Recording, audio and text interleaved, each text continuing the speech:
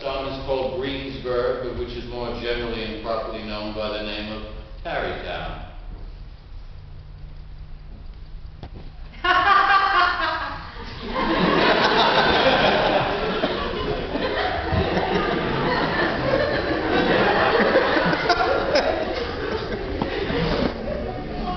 Start over.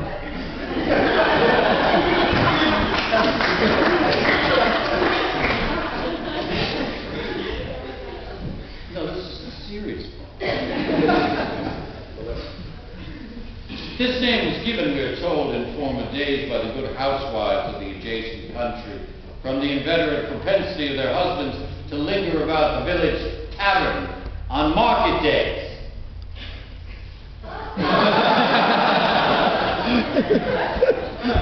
Not far from this village, perhaps about 2 miles, there is a little valley among high hills, which is one of the quietest places in the whole world.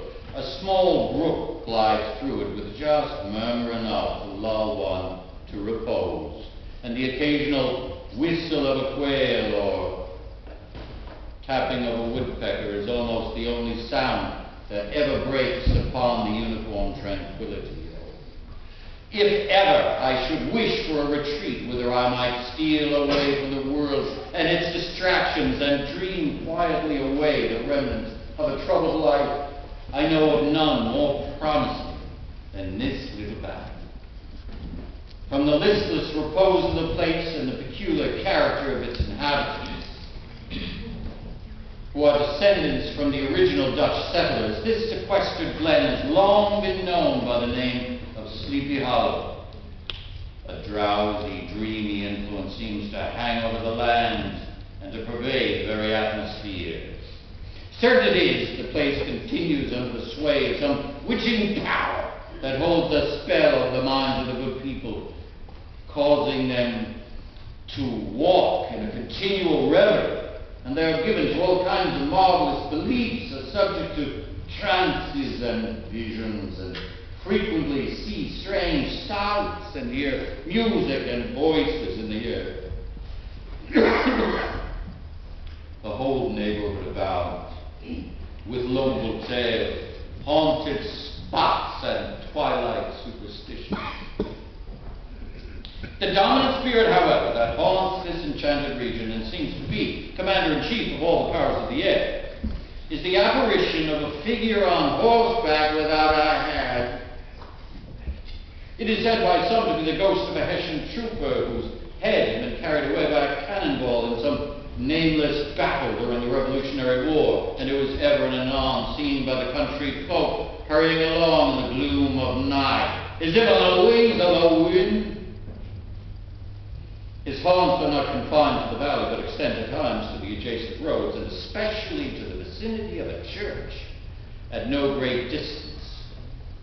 Indeed, certain of the most authentic historians of those parts, who have been careful in collecting and collating the floating facts concerning the spectre, allege that the body of the trooper, having been buried in the churchyard, the ghost rides forth to the scene of battle in nightly quest of its head, and that the rushing speed with which he sometimes passes along the hollow like a midnight blast is owing to his being belated and in a hurry to get back to the churchyard before daybreak.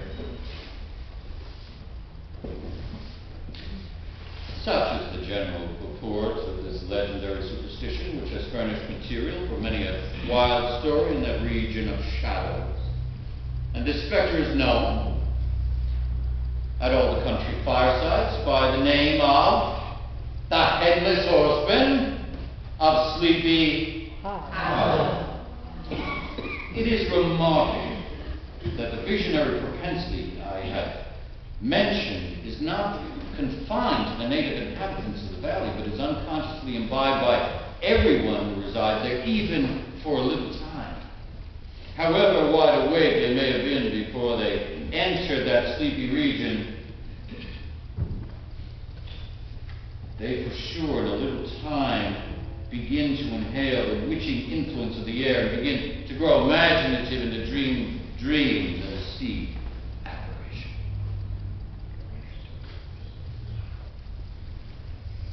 in this vile place of nature there abode, in that most remote period of American history, a worthy wight by the name of Ichabod Crane, who sojourned, or as he expressed it, tarried in Sleepy Hollow for the purpose of instructing the children of the vicinity. The cognomen of Crane was not inapplicable to his person. He was tall, but exceedingly lank, with narrow shoulders, long arms and legs, hands that dangled a mile out of his sleeves, and feet that might have served for shovels, and his whole frame most loosely hung together. His head was small and flat at the top.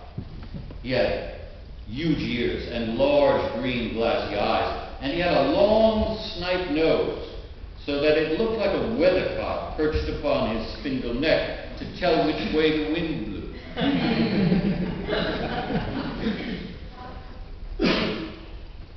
To see him striding along the profile of a hill on a windy day with his clothes bagging and fluttering behind him, one might have mistaken him for the genius of talent descending upon the earth or some scarecrow. He loped from a cornfield. His schoolhouse was a low building of one large room, rudely constructed of logs, the windows partly glazed and partly patched with leaves of old copybooks. The schoolhouse stood in a rather lonely but pleasant situation, just at the foot of a woody hill, with a brook running close by and a formidable birch tree growing at one end of it. From hence the low murmur of his pupils' voices, conning over their lessons, might be heard in a drowsy summer's day, like the hum of a beehive, interrupted now and then by the authoritative voice of the master in the tone of medic or command, or peradventure by the appalling sound of the birch as he urged some tardy loiterer along the flowery path of knowledge. Truth to say, he was a conscientious man, and ever bore in mind the golden maxim, span the rod and spoil the time.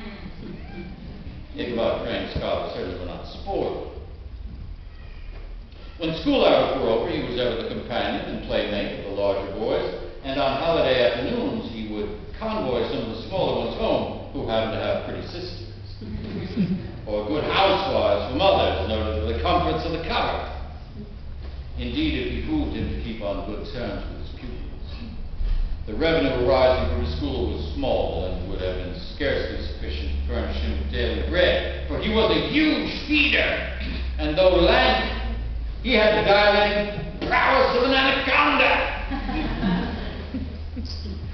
But to help out his maintenance, he was, according to country custom in those parts, boarded and lodged at the homes of the farmers whose children he instructed, and with these he lived successively for a week at a time, thus going the rounds of the neighborhood with all his worldly effects tied up in a cotton handkerchief. That all this might not be too onerous on the purses of his rustic patrons, who are apt to consider the cost of schooling a grievous burden, and schoolmasters as mere drones, he had various ways of rendering himself both useful and agreeable. He assisted the farmers occasionally in the lighter labors of their farms, helped to make hay, mended the fences, took the horses to water, drove the cows from pasture, and cut wood for the winter fire. In addition to his other vocations, he was the singing master of the neighborhood, and he picked up many bright shillings by instructing the young folk in psalmody. It was a matter of no little vanity to him on Sundays to take his station in front of the church gallery with a band of chosen singers, where, in his own mind, he completely carried away the palm for the party. Certainly it is, his voice resounded far above all the rest of the congregation, and there are peculiar quavers still to be heard in that church, and which may even be heard half a mile off, quite to the opposite ends of the mill pond on a still Sunday morning, which was said to be legitimately descended from the nose of Ichabod Crane.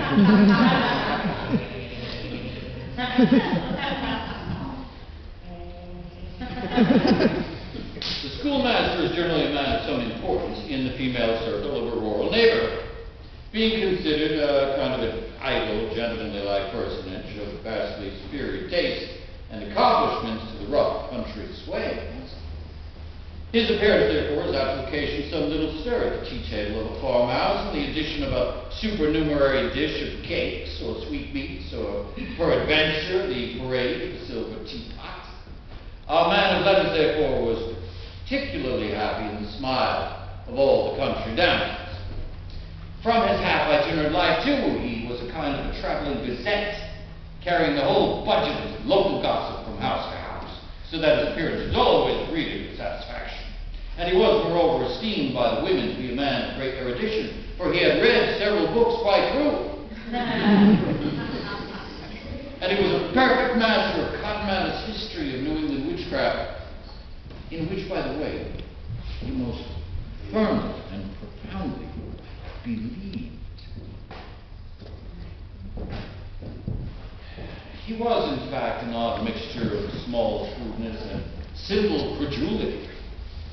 His appetite for the marvelous and his powers of digesting it were equally extraordinary, and both had been increased by his residence in this spellbound region. No tale was too gross or monstrous for his capacious swallow. It was often his delight, after his school was dismissed in the afternoon, to stretch himself on the rich bed of clover bordering the little brook that whimpered by his schoolhouse, and there con over old Mather's direful tales, until the gathering dusk of the evening made the printed page a mere mist before his eyes. And then, as he wended his way by swamp and stream and awful woodland to the farmhouse where he had to be quartered, every sound of nature at that witching hour flooded his excited imagination, the moan of the whippoorwill, the boding cry of the tree toad, the dreary hooting of the screech owl, the sudden rustling thick of birds frightened from their roost. And if by chance a huge blockhead of a beetle came winging his blundering flight against him, well, the poor boy was ready to give up the ghost. And the idea that he was struck with a witch's token ran through his mind. His only resource on such occasions, either to drown thought or drive away evil spirits, was to sing psalm tunes. And the good people of Sleepy Hollow, as they sat by the doors of an evening, were often filled with awe at hearing his nasal melody floating to the distant hill or along the dusky road. Another of his sources of fearful pleasure was to pass long winter evenings with the old Dutch wives, as they sat spinning by the fire with a row of apples roasting and spluttering on the hearth, and listening to their marvelous tales of ghosts and goblins and haunted fields and haunted brooks and haunted bridges and haunted houses, and particularly of the headless horseman, or galloping Hessian of the Hollow, as they sometimes called him. And he would delight them equally by his anecdotes of witchcraft and of the direful omens and portentous sights and sounds in the air. And he would frighten them woefully with speculations upon comets and shooting stars, and with the alarming fact that the world did absolutely turn around, and that there were half the time topsy-turvy. But if there was a pleasure in all this, while snugly cuddling in the chimney corner of a chamber that was all of a ruddy glow from the crackling wood fire, and where, of course, no spectre dared show its face, it was dearly purchased by the terror of a subsequent walk homeward. Oh, what fearful shapes and shadows beset his path amidst the dim and ghastly glare of a snowy night, and how often was he thrown into complete dismay by some rushing blast howling on the trees, with the idea that it was a galloping Hessian on one of his nightly scouts.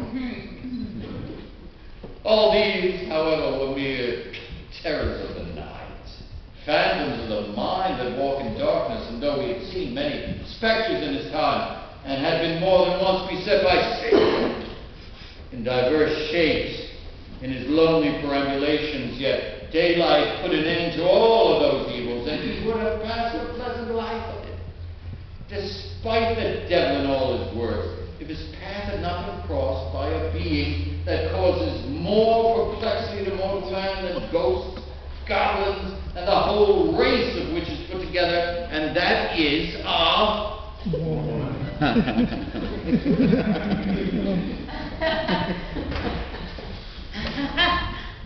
a woman.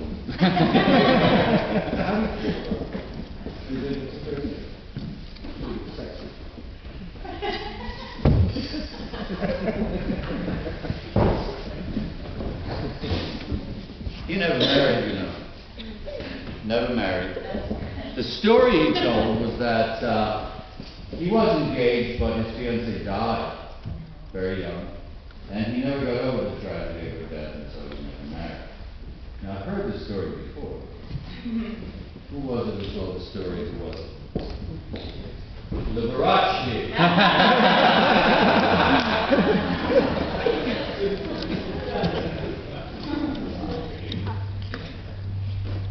Among the musical disciples who was assembled one evening in each week to receive his instruction in psalmody was Katrina Van Tassel, the daughter and only child of a substantial Dutch farmer.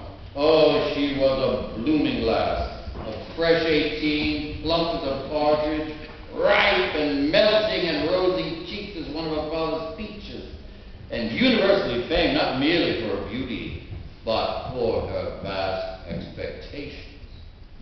She was withal a little of a coquette, as might be perceived even in her dress, which was a mixture of ancient and modern fashions,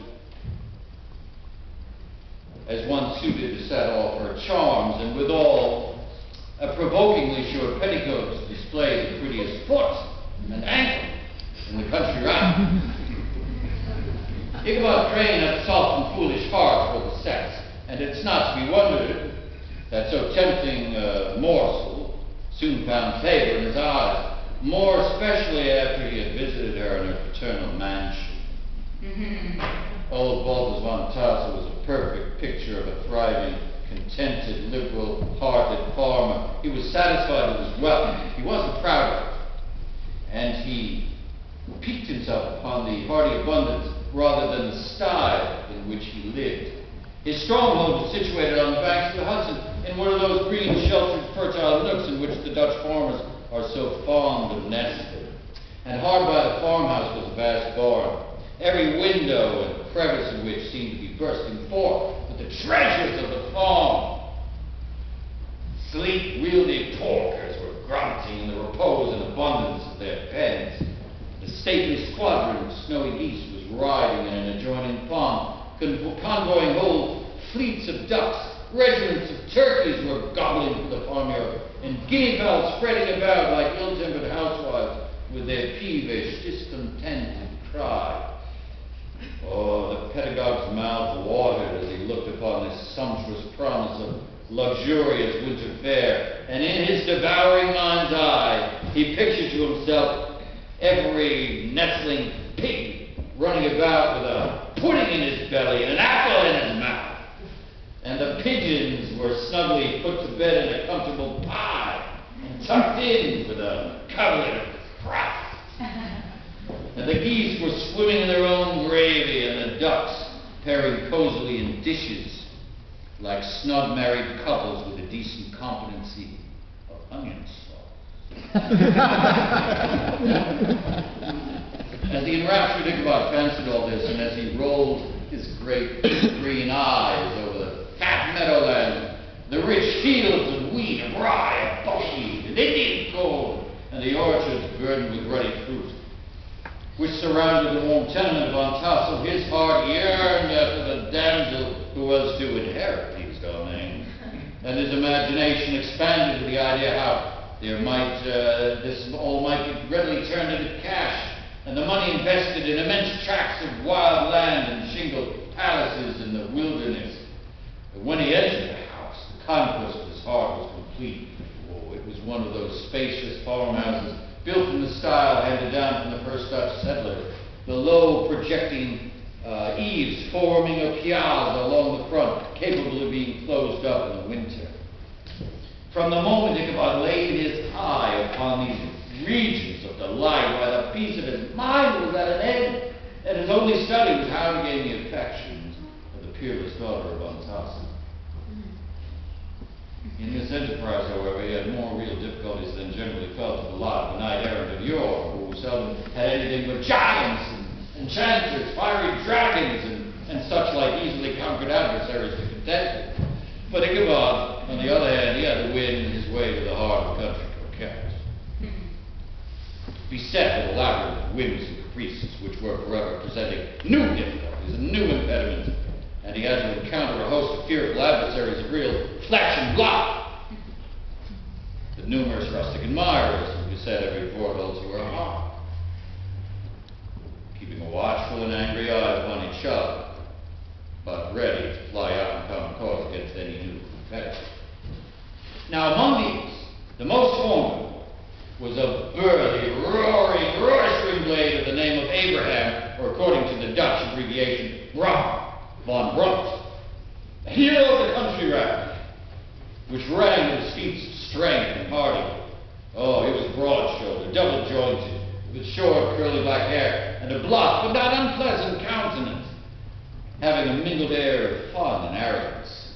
And from his Herculean frame and great prowess of limb, he had received the nickname of Brom Bones, by which he was universally known. He was famed for great knowledge and skill in horsemanship, being as dexterous on horseback as a tar. He was foremost at all the races and cockfights, and with the ascendancy which bodily strength acquires in rustic life, he was the umpire of all disputes. He was always ready for either a fight or a frolic, but he had more mischief than ill will in his composition, and with all of his overbearing roughness, there was a strong dash of waggish humor at the bottom. Now, this Randipole hero had sometimes singled out the blooming Katrina for the object of his uncouth gallantries, and though his amorous toyings were sometimes like the gentle caresses and endearments of a bear, yet it was whispered that she did not altogether discourage his hopes. Certain it is, his advances were signals for other rival candidates to retire upon no inclination to cross a lion in his amours, inasmuch that when his horse was seen tied to Van Tassel failing on a Sunday night, a sure sign that his master was courting, or as it was termed at that time, sparking. All other suitors passed by in despair and carried the war into other quarters. Right. Such was the formidable rival with whom Ichabod Crane had to contend, and considering all things, a stouter man than he would have shrunk from the competition, and a wiser man would have despaired. But he had, however, this happy mixture of pliability and perseverance in his nature. He was in form and spirit like a supple jack. He was yielding but tough, and though he bent, he never broke, and though he bowed beneath the slightest pressure, yet the moment it was away, with a jerk he was erect and carried his head as high as ever. But to have taken the field openly against his rival would have been madness. Ichabod therefore made his advance in a quiet and gently insinuating way, under cover of his character of singing master. He made frequent visits to the farmhouse. I profess not to know how women's hearts are wooed and won. To me, they've always been a matter of riddle and admiration. Some seem to have but one vulnerable point, or door of access, while others have 1,000 venues and may be captured in 1,000 different ways. So it is a great triumph of skill to gain the former, but it is still greater proof of generalship to maintain possession of the latter. For the man who must battle for his fortress at every door and window, he who wins 1,000 common hearts is therefore entitled to some renown, but he who keeps undisputed sway over the heart of a coquette is indeed a hero. Certain it is, this was not the case with the redoubtable Brom Bones, and from the moment Ichabod made his advance, the interest of the former evidently declined. His horse was no longer seen at the palings on Sunday night. A deadly feud gradually arose between him and the preceptor of Sleepy Hollow. Now, Brom, who had a degree of rough chivalry in his nature, would fain carry matters to open warfare and have settled things with his fists by single combat, but Ichabod was too conscious of the superior might of his adversary to enter the fray against him. He had overheard a boast of bones that he would double the schoolmaster up and lay him on a shelf in his own schoolhouse. And he was too wary to give an opportunity to do that. There was something extremely provoking in this obstinately pacific system. It left Ron no alternative but to draw upon the funds of rustic waggery at his disposition, and to play old boorish practical jokes upon his rival. And Ichabod became the object of whimsical persecution to Brahms and his gang of rough riders. And they harried his hitherto peaceful domains. They smoked out his singing school by stopping up the chimney. And they broke into the schoolhouse at night and turned everything topsy-turvy so that the poor schoolmaster began to think all the witches in the country held their meetings there. But what was still more annoying,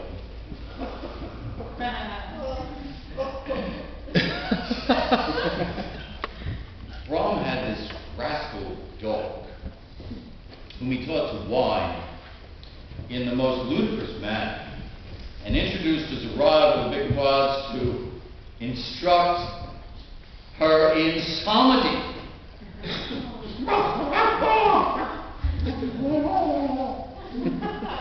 Now that was really funny.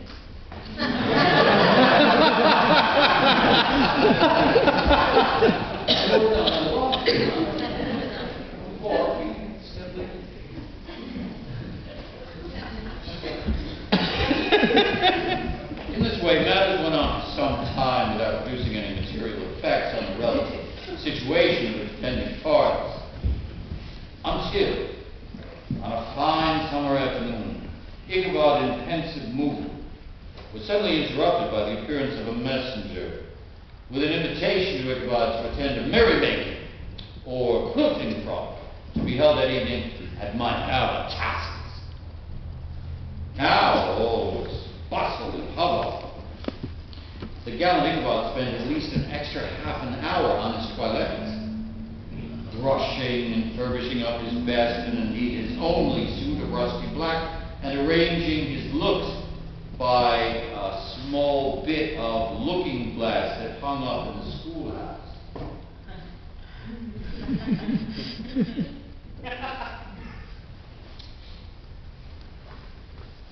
That he might make his appearance before his mistress in the true style of a cavalier, he borrowed a horse from the farmer with whom he was domiciliated, a clerical Dutchman by the name of Hans van Ripper, and thus gallantly mounted, he issued forth, like a knight errant in quest of adventure.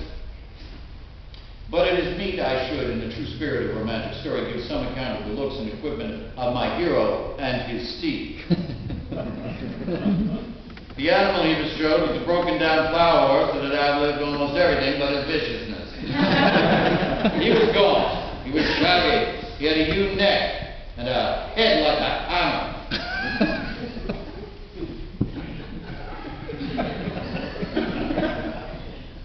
His rusty mane and tail were tangled and knotted with burrs. One eye had lost its pupil altogether, and the other was glaring and spectral. Had the gleam of a genuine devil in it. But still, he must have had some fire and metal in his day, if we may judge from the name he bore, which was gunpowder. And broken down as he looked, it was more the lurking devil in him than in any young filly in the country. Ichabod was a suitable figure for such a steed. He rode with a short stirrup, which brought his knees nearly up to the pommel of the saddle, and his sharp elbows stuck out like a grasshopper, and he carried his whip perpendicular in his hand like a scepter, and as his horse jogged on, the motion of his arms was not unlike the flapping of a pair of wings. A small wool hat rested on the tip of his nose, for so the scanty strip of forehead might be called, and the skirts of his black coat fluttered out almost to the horse's tail.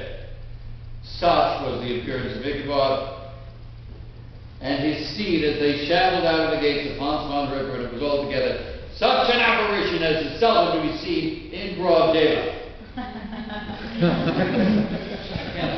can't do it all at once. As Ichabod Jogged slowly on his way, he journeyed along the sides of a range of hills which look out upon some of the goodliest scenes of the mighty Hudson. The sun gradually wheeled his broad disk down into the west. The wide bosom of the Tappan Zee lay motionless and glassy, excepting that here and there a gentle undulation waved and prolonged the blue shadow of the distant mountains. A few amber clouds floated in the sky without a breath of air to move them. The horizon was of a fine golden tint, changing gradually into a pure apple green, and from that into the deeper blue of the mid-heaven. Slanting ray lingered on the woody crests of the precipices that overhung some parts of the river, giving greater depth to the dark gray and purple of their rock. A sloop was loitering in the distance, dropping slowly down the sky, her sail hanging listlessly against the mast, and as the reflection of the sky gleamed along the still water, it seemed as if that vessel was suspended in the air. This ends part one.